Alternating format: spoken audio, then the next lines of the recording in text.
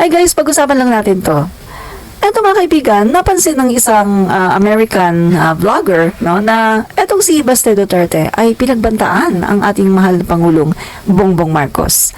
At ang masama pa nito guys, no, ang sinasabi dito ni Baste ay baka matulad ka sa mga Romanov at saka kay Mussolini. No? So sinasabi niya na mag-isip ka kapag ikaw ay matutulog, mag-isip ka baka mamaya matulad ka dito, no? So nung una mga kaibigan, kapag pinapakinggan mo parang wala lang ano, pero kung kilala mo kung sino ba sina Romanov at sina Mussolini at kung paano sila sinugi, doon mga kaibigan ay talaga namang tataas ang kilay mo. Bongbong Marcos. Baste Duterte called on President Bongbong Marcos to resign. On top of that, he seemed to threaten Marcos and his family by reminding him of leaders who were famously murdered.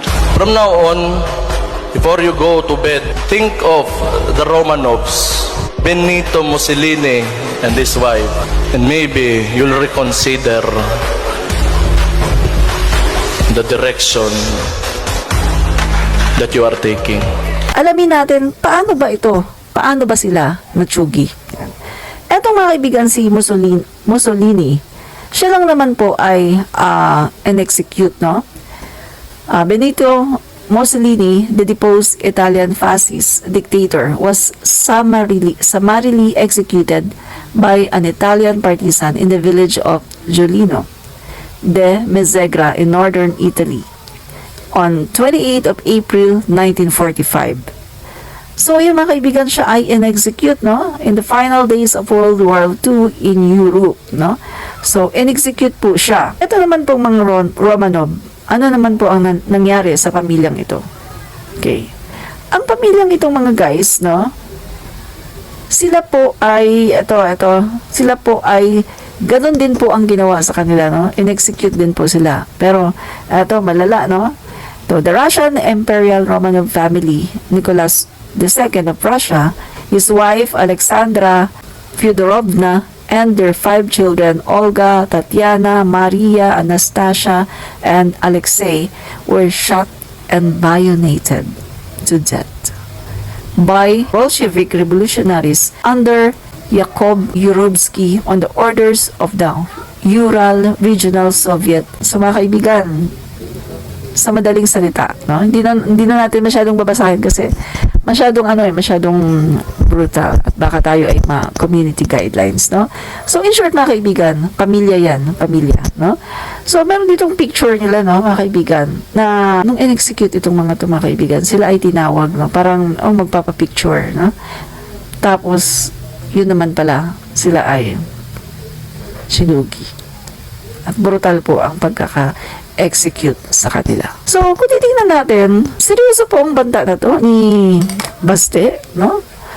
At mga kaibigan, alam niyo naman 'di ba kung ano ang kayang gawin ng mga Duterte?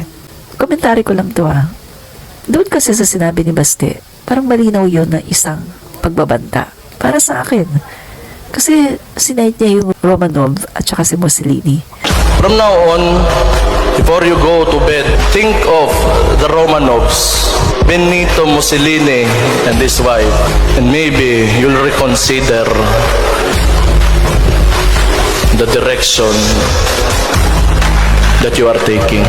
Ganito yung pagkakaintindi ko na kung mananatili si PBBM doon sa kanyang gagawin ay baka matulad siya sa mga Romanov at kay Mussolini. So para sa akin mga guys, pagbabanta, anong ibig sabihin dito?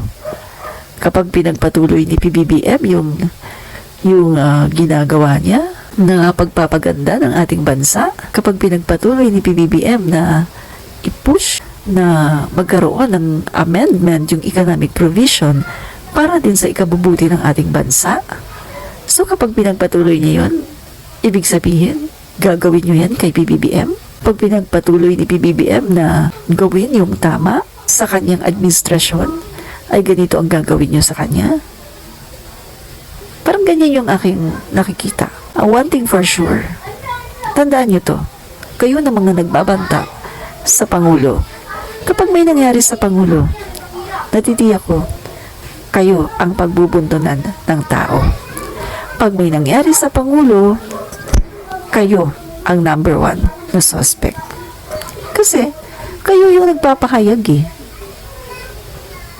Pinagbabalakan nyo eh. Diba si Pangulong Duterte din? Si Pangulong Duterte, meron din siyang banta na baka mas masahol pa sa ama mo ang mangyari sa'yo.